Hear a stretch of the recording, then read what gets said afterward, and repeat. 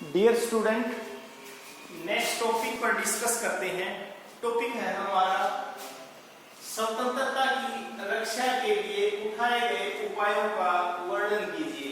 कहने का अर्थ ये है कि व्यक्ति की स्वतंत्रता बनाने के लिए हमारे संविधान में कौन कौन से ऐसे उपाय किए गए हैं या हमारी सरकार ने कौन कौन से ऐसे कदम उठाए हैं जिससे व्यक्ति की स्वतंत्रता बनी रहे। तो सबसे पहले क्या है, कानून का शासन। भारत में कानून का शासन को अपनाया गया है, यानी कि कानून नियमों के अनुसार ही भारत में शासन व्यवस्था चलती है। कानून ही जो है स्वतंत्रता की रक्षा कर सकता है। अगर कोई भी व्यक्ति किसी अन्य व्यक्ति की स्वतंत्रता का हनन करता है तो कानून उसे दंड देता है। कहने का अर्थ ये है कि व्यक्ति की स्वतंत्रता को सीमित किया गया है और उस सीमित करने के बाद में अगर कोई व्यक्ति अपने नियमों से नियमों से बाहर जाता है, दूसरे की स्वतंत्रता का हनन करता है तो कानून उसको दंड देता है। दूसरा है कि स्वतंत्र न्यायपालिका। भारत में न्यायपालिका जो है कार्यपालिका और विधानपालिका से स्वतंत्र है। कहने का अर्थ ये है कि भाई न्यायपालिका का काम न्याय देना है, कार्यपालिका का काम नियमों को लागू करना है, विधानपालिका का नियम कानून बनाना है। तो विधानपालिका पर जो है किसी प्रकार का आर्थिक या राजनीतिक दबाव नहीं होता। कहने का भाव यह है कि भाई अगर कोई जज फैसला देता है किसी विषय को लेकर के, उस पर ना तो कोई राजनीतिक दबाव होता है, ना कोई पैसे का लालच उसको दिया जाता है, वो निष्पक्ष होकर ही अपने फैसले देता है। तीसरा है कि प्रेस की स्वतंत्रता। भारत में प्रेस की पूर्ण रूप से स्वतंत्रता है। वह सरकार की गलत नीतियों का विरोध कर सकते हैं, इससे व्यक्ति की स्वतंत्रता बनी रहती है। कहने का अर्थ ये है कि प्रेस की स्वतंत्रता है। सरकार द्वारा, शासन द्वारा गलत नीति बनाई गई है या कोई दूसरी ऐसी गलत चीज है जिसका व्यक्ति की स्वतंत्रता का हनन होता है, तो वो प्रेस जो है टीवी में, अखबारों में, जो पत्र पत्रिकाओं के माध्यम से उन गलत चीजों का विरोध कर सकते हैं। नंबर 4 है लोकतंत्र की स्थापना। आप जानते हैं कि आजादी के बाद से ही भारत में लोकतंत्र की स्थापना है। तो लोकतंत्र की स्थापना का सबसे बड़ा फायदा ये होता है कि सत्ता की अंतिम जो है शक्ति जनता के हाथ में है। यानी कि शक्ति अगर किसी भी सरकार के पास, किसी व्यक्ति के पास आती है, उसका अंतिम जो स्रोत है वो जनता ही है।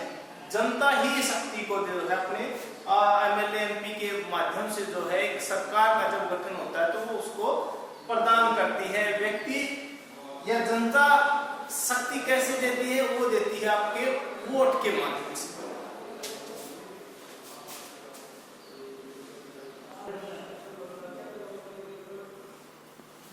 आगे डिस्कस करते हैं नंबर 5 पॉइंट पर, संविधान में मौलिक अधिकारों की व्यवस्था। इसका अर्थ यह है कि भारतीय संविधान में स्वतंत्रता की रक्षा के लिए भाग 3 में अनुच्छेद 12 से 35 तक 6 मौलिक अधिकारों की व्यवस्था की गई है। तो हमारे संविधान में 6 मौलिक अधिकार वर्तमान में है और उनका वर्णन भाग 3 के अनुच्छेद 12 से लेकर के 35 तक उनका विवरण संविधान में दिया गया है। वो व्यक्ति की स्वतंत्रता की रक्षा करते हैं। नंबर 6 है भेदभाव रहित शासन। भेदभाव रहित शासन का मतलब ये है कि भाई जो भी हमारे देश का नागरिक है उसके साथ किसी भी प्रकार का भेदभाव नहीं किया जाता। तो भारत में किसी भी नागरिक के साथ जाति, धर्म, लिंग और भाषा या क्षेत्र के आधार पर जो है भेदभाव नहीं किया जाता। सबकी स्वतंत्रता की समान जो है सबकी स्वतंत्रता का सम्मान किया जाता है। 7वां है शिक्षा का प्रसार। भारत में शिक्षा का जो है प्रचार प्रसार से नागरिकों में काफी जागरूकता आई है। हम मानते हैं कि जब देश आजाद हुआ था केवल 15% ही जो मतदाता वोटर थे वो शिक्षित थे, लेकिन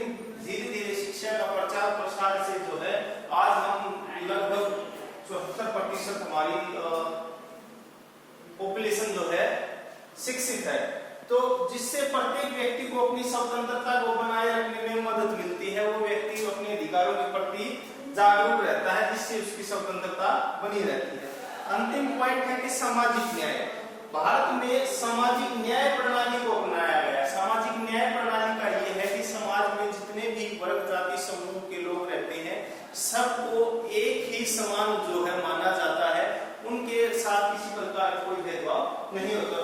तो उनका इसका अर्थ है कि सभी व्यक्ति समान हैं, उनके साथ किसी भी प्रकार का भेदभाव नहीं किया जाता। लेकिन समाज में कुछ ऐसे विधवा हैं या अपंग हैं या गरीब हैं या दलित हैं, उनकी स्वतंत्रता की रक्षा के लिए सरकार कानूनी तथा आर्थिक मदद देती है।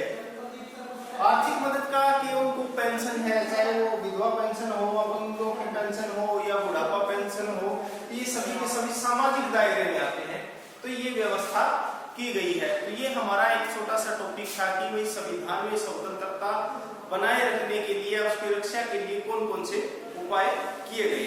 Thank you.